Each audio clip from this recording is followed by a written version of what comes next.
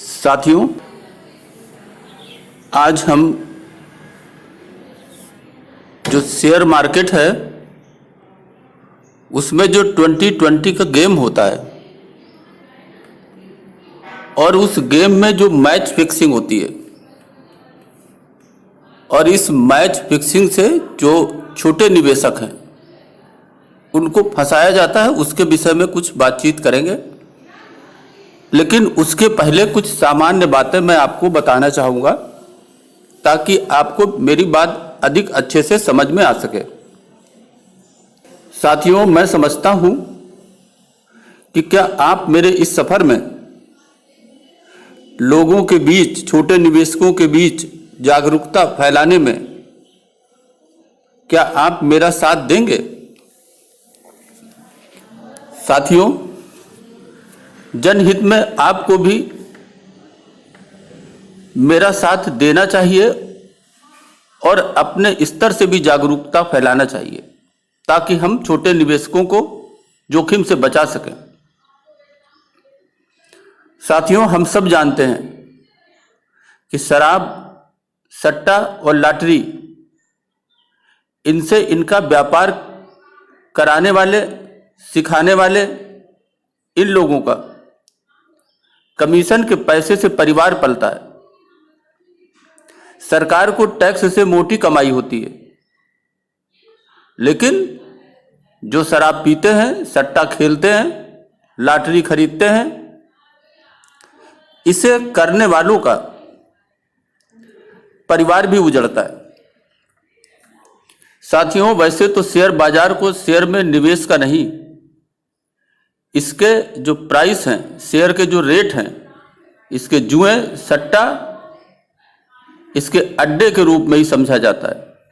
मगर सच क्या है ये आपको कोई और बताए, इससे अच्छा ये है कि आप इसे खुद समझें और लोगों को समझाएं भी। साथियों, जहां तक मेरी बात है, मैं अपने इस शेयर मार्केट के 20 साल से अधिक सालों के अनुभव के साथ समाज सेवा के रूप में लोगों को यह सच बताने की कोशिश करता रहता हूं। मैं अकेला ही चला था जानिबे मंजिल, मगर लोग साथ आते गए और कारवां बनता गया। साथियों, वैसे तो कुछ लोग स्टॉक मार्केट को अपने घर की जागीर समझते रहे और ठीक भी है, क्योंकि आज भी 85% हिस्से पर कुछ विशेष लोगों का ही कब्जा है और दूसरी तरफ देखें तो 15% छोटे निवेशकों की भारी भीड़, और इसी 15% की भारी भीड़ का फायदा उठाकर कुछ विशेषज्ञ विशेष ज्ञान के नाम पर 40-50 हजार, 1 लाख, 2 लाख इतनी बड़ी फीस में लोगों को आधा अधूरा ज्ञान देते हैं और शेयर बाजार में लोगों को सट्टा खेलने को प्रेरित भी करते हैं और सट्टा खिलवाकर मोटा कमीशन का पैसा बनाने की जुगाड़ में लगे रहते हैं। साथियों, मेरी बात उन लोगों को भी गलत लगती है जो शेयर मार्केट में 10,000 रुपये लेकर आते हैं और मार्जिन के कम पैसों से एक दिन में 1 लाख बनाने के तिकड़म सीखते हैं और करते भी हैं। साथियों, मेरा ये प्रयास पैसा कमाने के लिए नहीं, बल्कि शेयर बाजार में निवेश का सही रास्ता बताने और जागरूकता फैलाने का है। मैं उन तमाम लोगों को जो अपने मेहनत की गाढ़ी कमाई से, उन पैसों से छोटी छोटी बचत इकट्ठा करते हैं और उससे शेयर बाजार में लाभ कमाने आते हैं और उन्हें उनके परिवार के भलाई के लिए शेयर बाजार की अच्छी कंपनियों में सही निवेश करने और मार्जिन पर शॉर्ट टर्म ट्रेडिंग और फ्यूचर ऑप्शन से बिल्कुल दूर रहने की सलाह भी देता हूं। साथियों, यदि आप कई सालों से स्टॉक मार्केट में हैं तो आपने क्या सीखा? साथियों, जो कंपनी लगातार घाटे पर चल रही हो, कर्ज उठा रही हो, अब साथियों, अगर कर्ज उठाती है तो कर्ज के पैसे को व्यापार में लगाती भी होगी, और जब लगाती भी होगी तो उस कंपनी की संपत्ति भी बढ़ती रहती होगी। तो साथियों, कंपनी कर्ज उठा रही हो लेकिन उसकी संपत्ति ना बढ़ रही हो, इसका अर्थ यह है कि कंपनी कर्ज के पैसे से रोज के खर्चों को पूरा कर रही है। शेयर लगातार गिर रहा हो, उसकी कीमत गिर रही हो, और शेयर को कंपनी के प्रमोटर अपने हिस्से को लगातार गिरवी रखकर पैसा उठा रहे हो। साथियों, उसके प्रमोटर धीरे धीरे अपनी हिस्सेदारी घटा रहे हो। म्यूचुअल फंड एफआईआई लगातार उस कंपनी से निकल रहे हो। लेकिन आपने देखा होगा कि ऐसी कंपनी पर जो छोटे निवेशक हैं, उनके गिरते दामों को सस्ता समझकर अपना हिस्सा बढ़ाते रहते हैं। आप ये कई उदाहरण देख सकते हैं।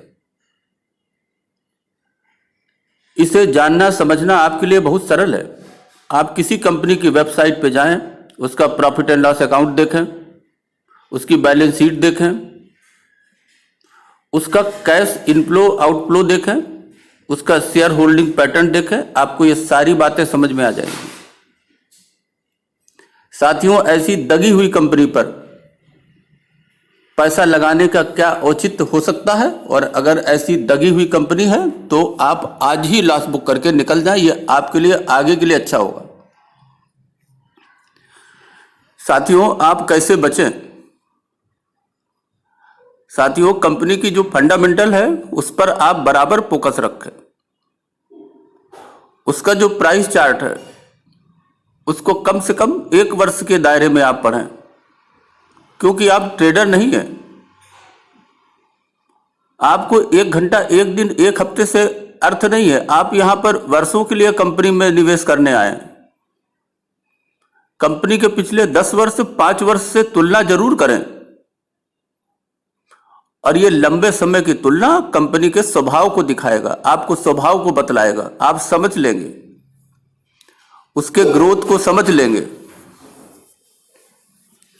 साथियों, ये शेयर मार्केट, यहां 2020 का गेम चलता रहता है क्रिकेट का। आपने क्रिकेट के गेम में मैच फिक्सिंग सुना होगा। सब कुछ फिक्स रहता है, पहले से फिक्स रहता है। वो मैच फिक्सिंग यहां भी चलती है। साथियों, यहां ये मैच फिक्सिंग स्मॉल कैप पे चलती है, क्योंकि उसकी कैपिटल कम होती है, और जो रिटेलर के पास 15% हिस्सा होता है वो भी कम रह जाता है। इसे लार्ज कैप में खेलना थोड़ा ज्यादा मुश्किल है, और आज हम इसको कंपनीज के उदाहरणों से समझेंगे। साथियों, जैसा कि मैंने बतलाया कि रिटेलर के पास किसी छोटी कंपनी का औसतन 15% हिस्सा ही होता है, और हम क्या करते हैं?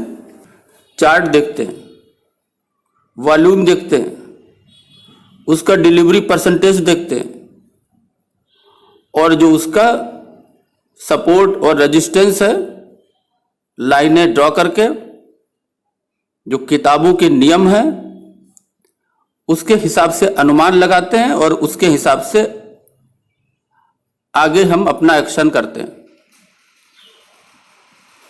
साथियों, यही जो किताबों के लिखे नियम हैं, यही मैच फिक्सिंग में काम आते हैं। इसी से रणनीति बनती है, और बनाते कौन हैं? जिनके पास उस कंपनी के 85% हिस्सेदारी है, वो लोग मिलकर बनाते हैं। और साथियों, लूटा कौन जाता है? जिसके पास 15% हिस्सेदारी है। साथियों, जो स्मॉल कैप की कंपनी हो, जिनके फंडामेंटल कमजोर हो, उनका ये 15% छोटा हिस्सा भी, इसका अधिकांश हिस्सा उठा लिया जाता है इन्हीं लोगों के द्वारा। क्यों उठाया जाता है? क्योंकि ताकि वो आसानी से स्थितियों को कंट्रोल कर सके। तो साथियों, ये मैच फिक्सिंग करता कौन है? साथियों, इसमें पहला तो नाम आता है प्रमोटर्स का, जो अपने व्यापार की कीमत बढ़ाना चाहते हैं। इसके कई कारण हो सकते हैं, तो हम कहें ये कारपोरेट घराने कुछ जो है उनका भी नाम आता है। और साथियों, अगर आपको पहचानना हो तो सेबी भी इस पर कार्रवाई करती है। अभी कुछ समय पहले एक बड़े घराने को उनके कंपनी के शेयर्स को फ्यूचर एंड ऑप्शंस में ट्रेड करने के लिए प्रतिबंधित कर दिया गया था। साथियों, दूसरे आते हैं वो प्रोफेशनल्स जो ग्रुप में होते हैं, सिंडिकेट बनाकर काम करते हैं, पैसा लेकर काम करते हैं, ये ग्रुप्स में होते हैं। कभी कभी साथियों ये दूसरों के लिए काम करते हैं और कभी कभी खुद अपने फायदे के लिए भी ये काम करते हैं। तीसरे साथियों वो फंड हाउसेस होते हैं, बड़े बड़े फंड हाउसेस, जिनके पास बड़ी मात्रा में शेयर होते हैं और वो किसी निश्चित दाम पर उन्हें खरीदना चाहते हैं या उन्हें बेचकर लाभ कमाना चाहते हैं। साथियों, चौथे वो लोग होते हैं जो हवाला के जरिए साइप्रस और पनामा जैसे देशों में मनी लॉन्ड्रिंग से अपना पैसा पहुंचाते हैं, क्योंकि वहां पर कोई पूछताछ नहीं होती और उस रूट के रास्ते ये पैसा भारतीय शेयर बाजारों में आता है।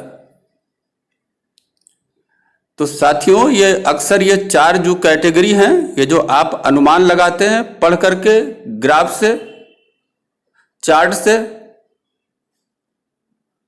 उसके लगभग विपरीत व्यवहार करते हैं। अब साथियों, आप जानना चाहेंगे कि ये कैसे करते हैं। साथियों, आप चार्ट पढ़ते हैं और चार्ट पे एक सपोर्ट और रेजिस्टेंस बनाते हैं और ये मानते हैं कि अगर इसका सपोर्ट टूटेगा तो ये नीचे जाएगा, और जब ऐसा होता है तो आप बिकवाली करना शुरू कर देते हैं। इसी चार्ट का साथियों ये फायदा उठाते हैं। इससे पहले सपोर्ट तक लाते हैं और फिर अचानक भारी बिकवाली से उस सपोर्ट को तोड़ने की कोशिश करते हैं और सपोर्ट तोड़कर अचानक जब वो नीचे जाता है तो वहां पर भारी बाइंग करते हैं और लोग फंस जाते हैं। साथियों, ये जो बायर्स और सेलर्स की जो संख्या है, जो आप डाटा देखते हैं,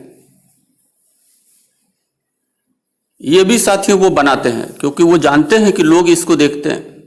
जब सेलर्स ज्यादा होते हैं तो लोग सोचते हैं कि ये गिरेगा, जब बायर्स ज्यादा होते हैं तो लोग सोचते हैं ये ऊपर जाएगा। और ये साथियों इस तरह भारी मात्रा में अपने रेट्स लगाते हैं और इस प्रकार लगाते हैं ताकि वो एग्जीक्यूट ना हो, और लगातार उसके रेट को भी चेंज करते जाते हैं। और इस तरह से ये आपस में व्यवहार भी करते हैं और इन व्यवहार से उसका वॉल्यूम और उसकी डिलीवरी बढ़ाने की कोशिश करते हैं। साथियों, खबरें भी आती हैं, अच्छी खबरें और बुरी खबरें, और इन अच्छी खबरों और बुरी खबरों से इनको फैलाकर ये ग्राफ की दिशा, चार्ट की दिशा देखते हैं। साथियों, इनकी पूरी कोशिश रहती है कि ग्राफ को ठीक करने में और खबरें फैलाकर इनका मकसद ये रहता है कि वो शेयर लोगों के रडार पे लाया जाए। साथियों, ज्यादातर अपने कब्जे में कर गए और फिर मिलकर ये लोग उसे चलाते हैं। आपने देखा होगा कि लोअर सर्किट और अपर सर्किट ये छोटे शेयरों में लगता है। इस लोअर और अपर सर्किट का मतलब ही है कि ज्यादातर माल ऑपरेटर के पास है। तो साथियों, आप बचें कैसे? साथियों, आप चार्ट के साथ कंपनीज के फंडामेंटल्स को अच्छी तरह से पढ़ें। प्राइस टू अर्निंग का जो रेशियो है, उसके सेक्टर के प्राइस टू अर्निंग रेशियो से मिलान और उसके पीयर ग्रुप के कंपनी से उसका मिलान। इसी प्रकार साथियों, प्राइस टू बुक का उसके सेक्टर के जो एवरेज प्राइस टू बुक है और दूसरी कंपनियों का जो प्राइस टू बुक है उससे मिलान करें, उसके प्रॉफिटेबिलिटी को जानें और समझें। क्योंकि साथियों, इस मार्केट में शेयर के प्राइस का ही खेल खेला जाता है। उनके फाइनेंशियल स्टेटमेंट्स या दूसरी कंपनी के फाइनेंशियल स्टेटमेंट्स को एक साथ मैनेज करना बहुत मुश्किल और बहुत कठिन है। इसलिए आप उसकी प्राइस का उसकी क्वालिटी से मिलान करें, दूसरी कंपनियों से मिलान करें, उसके इंडेक्स से मिलान करें, इंडेक्स के मैनेजमेंट को समझें, उस कंपनी की प्रॉफिटेबिलिटी को समझें, उस सेक्टर की प्रॉफिटेबिलिटी को समझें। आपको किसी एक कंपनी पर खेला जा रहा है यह खेल आपको अच्छी तरह से समझ में आ जाएगा। साथियों, मेरा उद्देश्य आपको जागरूक करना है। अभी के लिए बस इतना ही। धन्यवाद।